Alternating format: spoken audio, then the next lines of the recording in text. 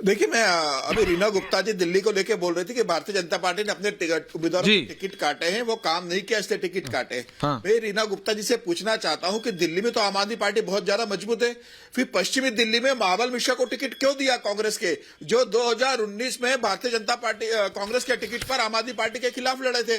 तो कांग्रेस के उम्मीदवार को लाकर आप महाबल मिश्रा को टिकट दे रहे हो। दिल्ली में आपके पास 4 सीटों में लड़ रहे हो, 4 सीटों पर भी आपके पास आपके उम्मीदवार नहीं जो आप लड़वा सके हो, आपको भी दूसरे पार्टी से दल लेकर लाना पड़ रहा है। तो ऐसी क्या मजबूरी है आम आदमी पार्टी की कि आपको दूसरे दलों से नेता लेके आना पड़ रहा है अपने चुनाव लड़वाने के लिए? ओके समीर भाई।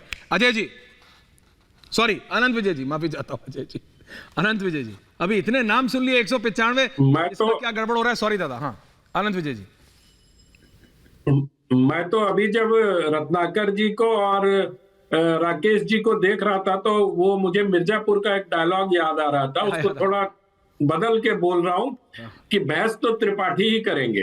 अच्छा, त्रिपाठी वर्सेस त्रिपाठी, जिसमें वैसे मिर्जापुर में कहते हैं ना, बचेगा तो त्रिपाठी ही। तो वैसे ही त्रिपाठी वर्सेस त्रिपाठी जब चल रहा था आपके स्क्रीन पर, तो मुझे ये लग रहा था कि बहस तो त्रिपाठी ही करेंगे, हम लोग तो बैठे रहेंगे। और सचमुच मुझे लगता है कि यही राजनीति में भी होने वाला है। सुन नहीं पाया सर, क्षमा करिएगा, बीच में बोलिएगा तो शायद सुन नहीं पाऊंगा। तो मैं ये कह रहा हूं कि राजनीति में भी यही होने वाला है। सही सवाल पूछा राकेश जी ने कि अमेठी रायबरेली का तो बता दें कांग्रेस पार्टी के लोग कि किसको चुनाव लड़वा रहे हैं, क्योंकि वहां से तो डी राजा जो सीपीआई के, जो आईएनडीआई गठबंधन के प्रमुख दल है, उनकी पत्नी के टिकट का अनाउंसमेंट हो गया वायनाड से। तो अब कहां, ये प्रश्न भारतीय राजनीति को इन दिनों मथ रहा है। पर अब तो वो लौट भी आए हैं विदेश दौरे से और न्याय यात्रा पर निकलेंगे। क्या टिकट विकट की कोई बात हो रही है? अगर पता चल सके तो ये राजनीति के लिए भी अच्छा होगा, क्योंकि पूरा देश जो है आशा भरी निगाहों से राहुल जी को देख रहा है। राइट। काका जी, काका साहब। देखिए अनंत विजय सर का मैं लेख पढ़ते रहता हूं दैनिक भास्कर। बहुत अच्छा लेखक और कवि और विश्लेषक का काम निरपेक्ष होना है। कहां से कौन पार्टी किसको प्रत्याशी उतारेगी वो उसका अपना राजनीतिक और लोकतांत्रिक हक है। बात जो दूसरी है ये है 2024 का चुनाव अब जुमलों पर नहीं होगा। अब 2024 के चुनाव में हर बूथ पर मोदी नहीं लड़ेंगे। उत्तर प्रदेश में बेरोजगार लड़ेगा, जो 60 लाख लोग जो पुलिस भर्ती में, 11 लाख लोग जो आरओ में जो जिनके साथ धोखा हुआ, जिनका पेपर लीक हुआ, वो महिला माता बहन लड़ेगी, वो दलित लड़ेगा जिसके बहन को हाथरस में फूंक दिया गया, वो किसान लड़ेगा जिसके 700 लोगों को शहीद कर दिया गया, वो सैनिक लड़ेंगे जिनकी 1 रैंक 1 पेंशन नहीं हुई, वो बेरोजगार लड़ेगा जो आकंठ बेरोजगारी में दबा हुआ है। तो उत्तर प्रदेश समेत पूरे देश पर और भारतीय जनता पार्टी का जुमला नहीं चलेगा। अब लोग भारतीय जनता पार्टी और सजग सवाल करेंगे, जिस सवाल से नरेंद्र मोदी समेत उनके सारे प्रवक्ता घबराते हैं। आप बेरोजगारी पे सवाल कर लीजिए, महंगाई पे, भ्रष्टाचार पे सवाल कर लीजिए। जो भ्रष्टाचारी बीजेपी में जा रहा है वो शुद्ध कैसे हो? करिए ना सवाल, इस पर करिए, किससे मना? गोइंग सत्य विजय, मेरे साथी सत्य विजय है, वो इस समय शिवराज सिंह चौहान से बात कर रहे हैं। रीना जी आ रहा हूं। Shivraj Singh Chouhan, exclusive on Republic. Shivraj Singh Chouhan है, 4 बार के मध्य प्रदेश के मुख्यमंत्री हैं। विदिशा से इन्हें लोकसभा चुनाव लड़ने का मौका दिया है पार्टी ने। सर पहले भी आप 5 बार वहां से सांसद रह चुके हैं, 4 बार के मुख्यमंत्री। आपके लिए विदिशा नई सीट नहीं है, लेकिन किस तरह से, कितनी चुनौतियां हैं पूरे देश के लिहाज से और मध्य प्रदेश के लिहाज से? सबसे पहले तो मैं सूची के लिए केंद्रीय नेतृत्व को, युगदृष्टा युग पुरुष प्रधानमंत्री श्रीमान नरेंद्र मोदी जी को, हमारे यशस्वी राष्ट्रीय अध्यक्ष श्रीमान नड्डा जी को, आदरणीय अमित भाई साहब को बहुत बहुत बधाई देता हूं। बहुत सुगठित, बहुत संतुलित टीम भारतीय जनता पार्टी ने मैदान में उतारी है। और हम जैसे कार्यकर्ताओं के लिए भारतीय जनता पार्टी मां है, एक मिशन है, और वो मिशन है राष्ट्रीय पुनर्निर्माण का। और गर्व का विषय यह कि प्रधानमंत्री नरेंद्र मोदी जी के नेतृत्व में अद्भुत और अभूतपूर्व विकास देश का हो रहा है। जन कल्याण के काम भी इतिहास में दर्ज हो रहे हैं, समाज के हर वर्ग का कल्याण। और अब प्रधानमंत्री जी का जो संकल्प है विकसित भारत, उनके नेतृत्व में, उनके हाथों से यह संकल्प पूरा होने वाला है।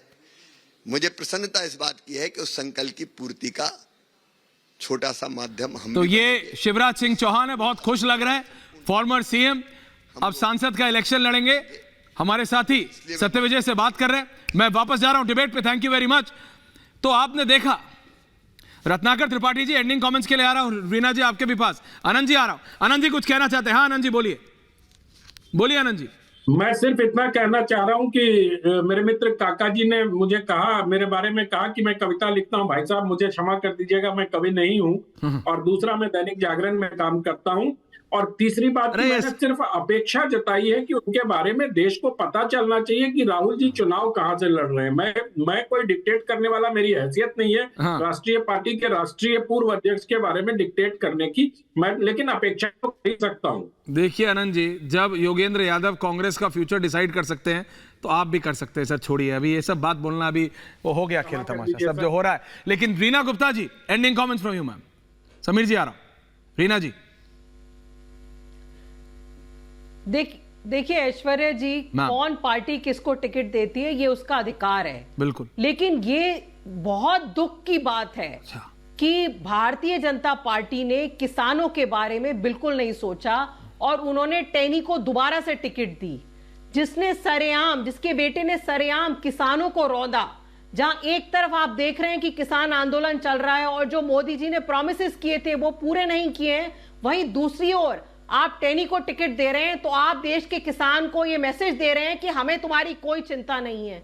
और वही देश का किसान इस बार बैलेट बॉक्स में अपना बैलेट देके दिखाएगा कि वो कितना नाराज है। वो सारे वादे जो किए गए थे, किसानों की आय दुगनी होगी, फलाना ढमाका, 10 साल से बैठे हैं किसान, उसमें से एक वादा पूरा नहीं हुआ।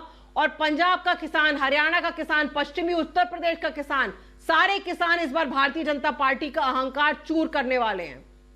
अच्छा, देख लेते हैं। Tripathi ji ending comments. Ratnakar Tripathi ji, sorry आज दो हैं। राकेश जी आ रहा हूं एंडिंग में। देखिए रत्नाकर जी राकेश जी आऊंगा। देखिए मुझे बड़ा अचंभा लगा। ये दैनिक जागरण में है, बतौर पत्रकार इनको ये पूछना चाहिए था कि आपने इतने हत्यारों और बलात्कारियों को टिकट क्यों दे रहे हैं, क्यों पैरवी कर रहे हैं। आनंद जी को भी तो उल्टे वो ये पूछ रहे हैं वायनाड से कौन लड़ेगा, रायबरेली से कौन लड़ेगा। खैर दैनिक जागरण से है तो मजबूरी में समझ सकता हूँ। ऐश्वर्या जी देखिए, अभी राकेश त्रिपाठी ने कहा कि 8 विधानसभा जीते। वो जीतना कोई फैक्टर नहीं होता राकेश जी। जीतते तो जवाहर पंडित के हत्यारे कपुल मुनि करवरिया, ब्रिजभूषण शरण सिंह, ब्रजेश सिंह, विनीत सिंह, धनंजय सिंह, उदय भान सिंह और जाने कितने सिंह और पांडे जीतते हैं जो कुख्यात और दुर्दांत अपराधी हैं। यहां बात जनता की हो रही है। और अंतिम बात बोल दे रहा हूं ऐश्वर्या जी आपके लिए। आप बार बार पूछते हैं कि कौन हराएगा, तो मैं भाजपा के लिए बोलता हूं, अहंकार हराएगा। तू और किसी से न हारेगा, तुझे तेरा गरूर मारेगा। और जिस जन ने तुझको दस्तार बख्शी है, वही जन तेरी पगड़ी उतारे। ओके समीर जी, ओके त्रिपाठी जी।